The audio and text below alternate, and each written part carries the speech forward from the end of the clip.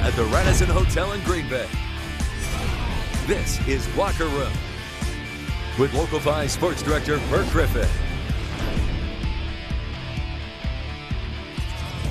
The Packers' Sunday night showdown with the Vikings wasn't much of one, as Green Bay dominated Minnesota to not only get back to 500, but now they control their own destiny when it comes to playing in the postseason.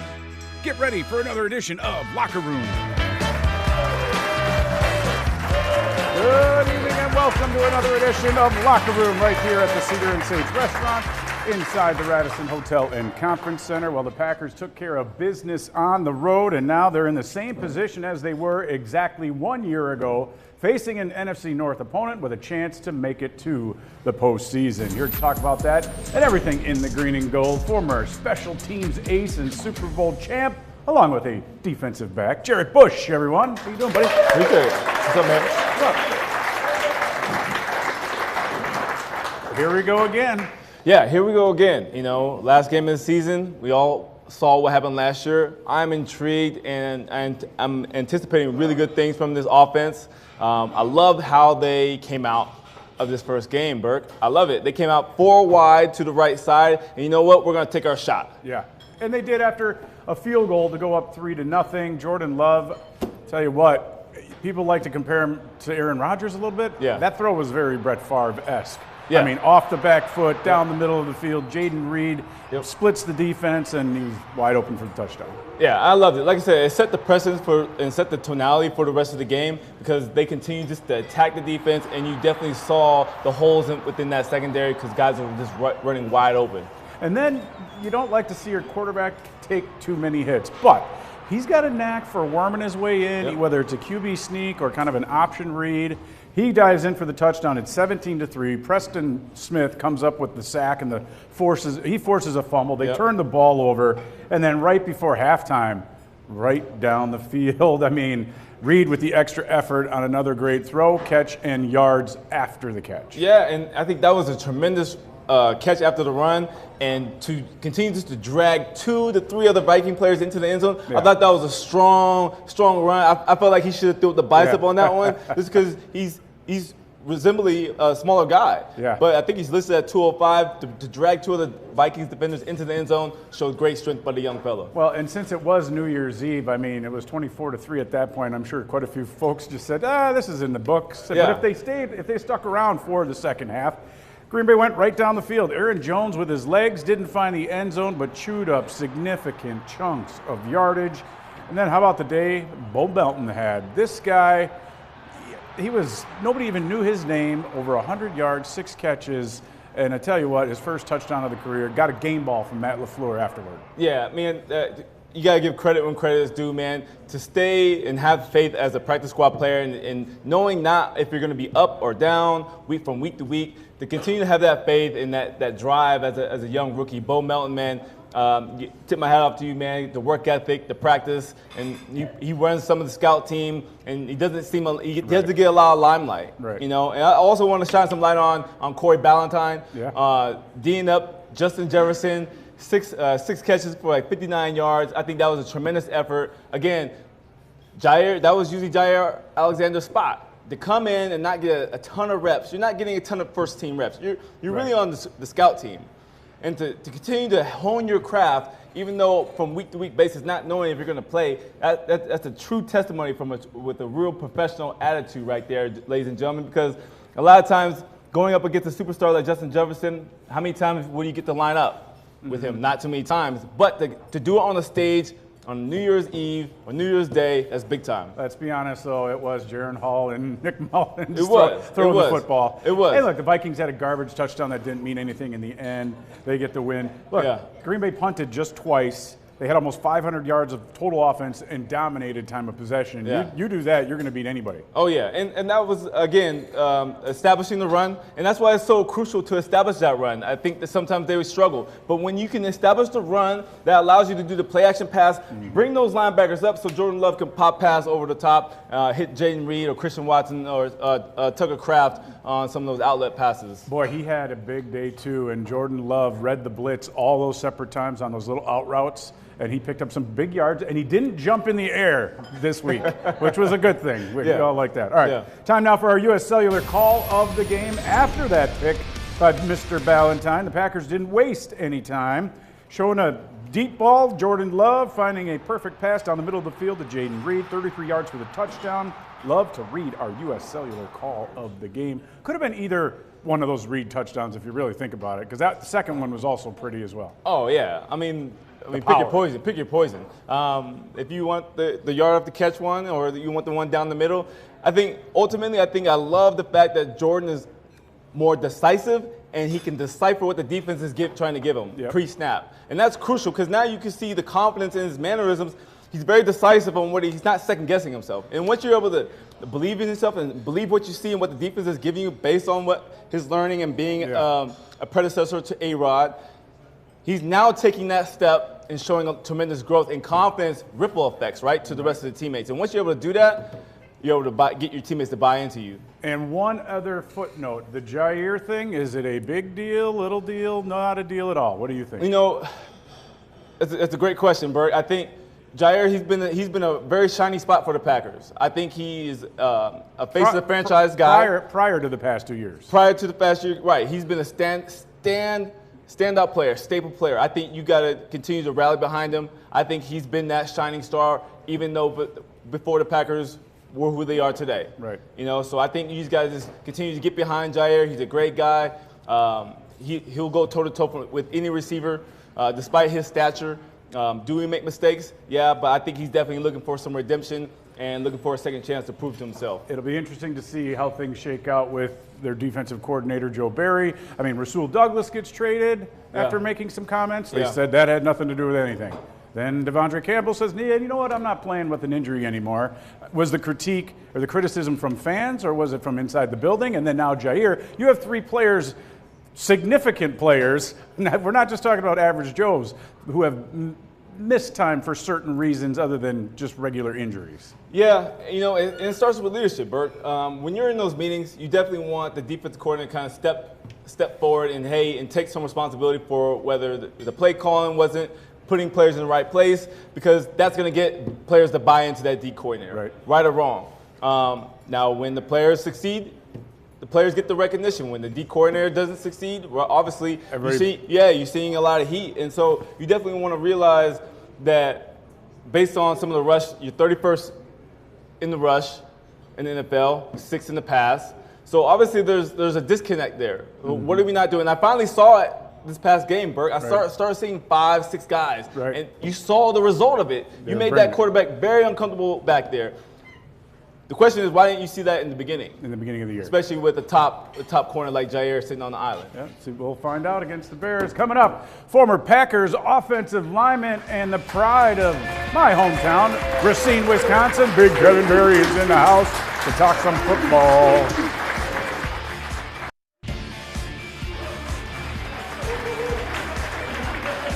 Welcome back to Locker Room right here inside the Cedar and Sage Restaurant at the Radisson Hotel and Conference Center. Please welcome our guest tonight, former Packers offensive lineman Kevin Berry, everybody. How you doing, big guy? Well, it's another Packer season right to the very end of the year. Were you impressed? What were you impressed with so far this season, and what maybe would you like to see more of as they go to finish against the Bears on Sunday?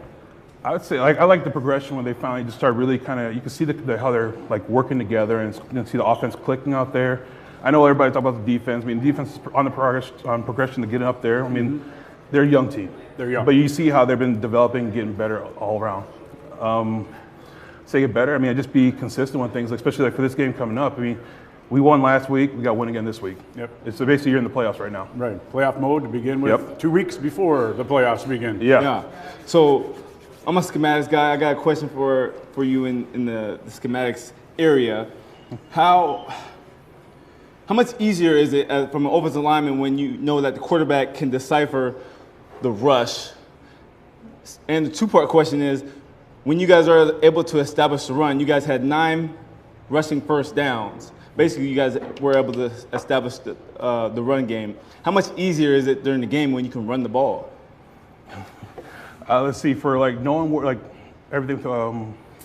I'd say it does help out because it's between like the center and the QB, kind of defining what like who's our main like backer and stuff like that. But once you know that, you can know the numbers for who's got who. But it's like that every time, every play, and like being able to run the ball. I mean, that was fun when you're able to just run whatever you want. Yeah. I mean, like you had like Chicago, they knew what we were running. Right. We were like, yeah.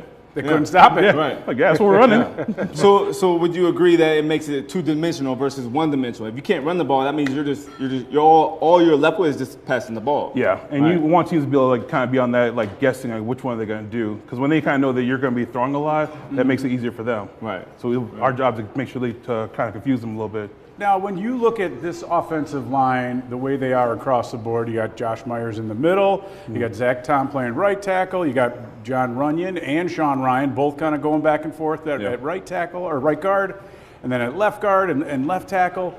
I mean, Rasheed Walker stepped in for David Bakhtiari, done a pretty darn good job.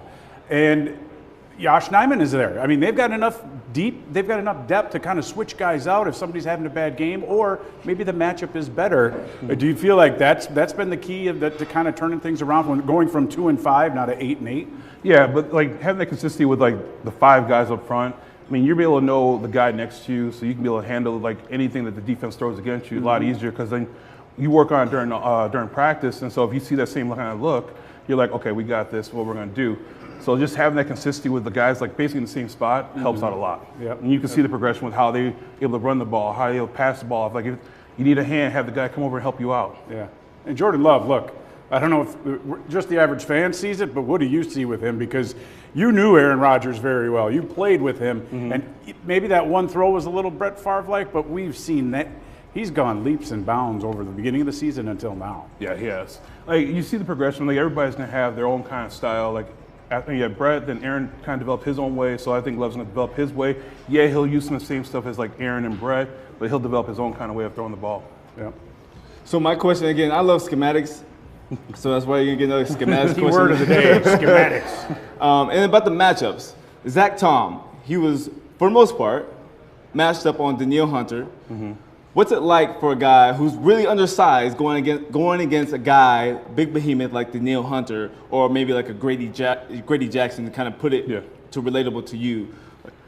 It depends on how the game's going. I mean, sometimes you may need your guy to come over, like your guy next to you, come over and give a helping hand for like when you just can't really get that good grab on them. Yeah. So they'll come over, give you a hand to kind of stop the rush, or get more of a double team going up to try to get to that second level of the linebacker. But it's like if you know you need that, that's what comes also down to where you can depend on the guy next to you. Right. Because he'll even know, he'll like see it and just come over and just give that guy a hit. Okay. Yep. Well, I got to ask you about one other game this weekend, because you were in a position where they brought you in the U71 big bacon package where you were actually a tight end. Yeah. But you lined up at the end of the Lions-Cowboys game. The referees, there was like 2 guys in front of them, and then a third guy's running in. They reported tackle eligible. What was the process like for you exactly the moment you left the field and walked onto it, when you knew you were going to be an extra lineman, but you were lining up as a tight end? So when you go out there, because you have an ineligible number, you got to let the ref know. You got to like just show them like your number's not right, like it's a lineman number. Right. Anything so under 79. Yeah. Like 50 to 79. Yep. And so you basically, like Coach Sherman told me, just basically get in his face, let him know that you're eligible, so that way you don't get a penalty. And there was like when we played Tampa, I mean I was out there for like 26 plays out of 28 or something like that, but like he basically got to the point where he was like, I got it. You're not eligible player, stuff like that. But yeah, I mean that was messed up by the ref with that one. Well, and it could cost the Lions in the long run. We'll see. Yeah, I mean, and that could help decide where the Packers go if they get in as a 7 seed, whoever is the number 2, or if it's a 6-3 matchup. When we come back, we'll have plenty more on Locker Room. We'll go inside Cam's corner, but right now it is time for our Easy Tab Fan Cam. The Grinch is in the house, but that's all right.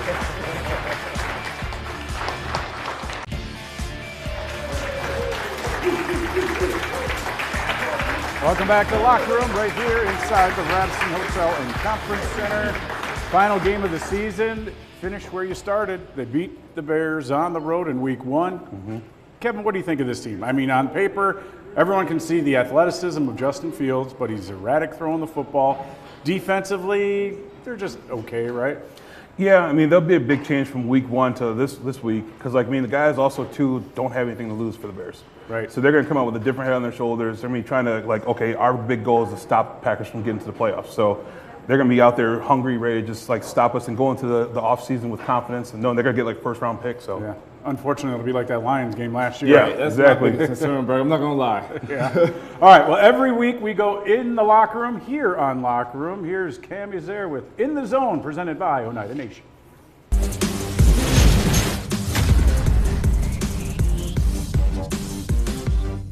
Here with Packers running back A.J. Dillon. So Lucas Van Ness just walked by and said the mayor. Why are you called the mayor? Just because of Door County? Well, I am the mayor of Door County. I still got the key. And on the way up to Door County, you should stop by this place, Joe Rara's Best Burgers in the Bay. Stand on that. I think most people do. What kind of burger do you get? I just get like a classic cheeseburger, but you're gonna go up there. It's a good old-fashioned burger, exactly the way it's supposed to be made. No plates. It just comes in the little wax paper. Slap it down. Use your napkins as a plate. Put the ketchup on the napkin. Dip it in, or mustard if that's what you like. It's definitely great. So one of those beefy burgers, like the smash burgers that are now a thing. You're gonna just have to go see, but trust me when I say this. You'll leave, you're like, it's good. A week or two, you'll be wanting to go back. For any tourists that stop by Green Bay, obviously, the Packers, the tradition of the city. Are there any spots in and around Green Bay that you like? Just, whether it be tourist spots? Yeah, I mean, I'd say the tourist spots, obviously, you come to a game, you got to go to Kroll's across the street. You got to go to Hinterland if you're staying around the area. Just go straight down Titletown. You can walk around, have a good time. I'd say, if you go over to that Swamico area, you go to Chives. One of my favorite places for breakfast is Spork, which is right across the street. And then they have a little brewery in the old firehouse right there, which is great. So you can just make a little trifecta there. You make me hungry. I'm telling you, I did my research. I know where to send you. When you first got to Green Bay, did you realize how vast of a city it was and how rich in tradition a community it is? I didn't right away. I came here during COVID. I came right after I got drafted. But I mean, most people know. I met my wife from here, and so her family's from here, and so I've been really immersed in this area and Door County and whatnot, and this is home for us, regardless of football and all that. So I definitely got the utmost respect for everything Green Bay and the surrounding area has going. Thanks, fellas. Sounds like AJ knows every place to eat north of Green Bay. That's for sure. Well, speaking of real life, because it's more than just football. Last time you were on the show, you talked about your business, Own the Night, where you've got limo buses and whether it's Packer parties, New Year's Eve, that's all done. But you've got another thing you got going on these days. Yeah, I'm getting into real estate now. I'm with Take Action Realty. A few people are here back there, Monty and his wife Shannon. Table in the way Yeah. back, enjoying the show. Yep. Very cool. But yeah, I've been getting into that. I've been doing that since April, and I love doing it. Yeah, it's a nice way to make some cash, that's Yeah. for sure. Yeah, But the first 2 years it's gonna be hard because Yep. you gotta develop your own network and stuff like that and get going with all that stuff. So, and there's a lot to learn too. Well, as much as Jarrett makes, he's going to be getting a new house soon. Look him up, you know what I mean? You got a guy. All right, when we come back, it is time to wrap up the show. We'll have our keys to the game and plenty more after the break. Don't go anywhere.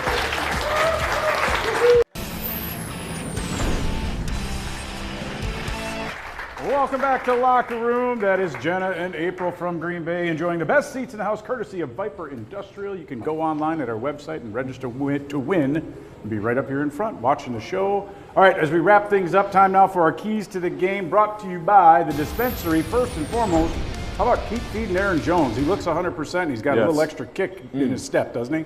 Yes, definitely. Keep feeding him in the rock and then pressure this quarterback. Bring the pressure. Bring more than forward. You must have read like mine. we talked about before, like you make sure get the run going, then you can go to the air with it after that Yeah, too. I agree. You must have looked ahead because that's what the next one is. Contain Justin Fields. He's not going to beat you with his arm, but he will beat you with his legs here and there. Most yards per game for any QB in the league, even though he's missed some time.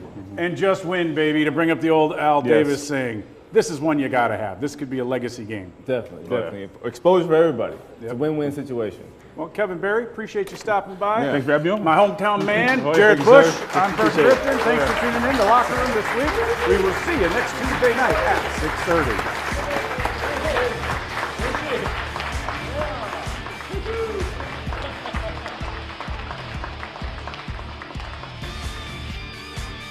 Thank you for watching Locker Room.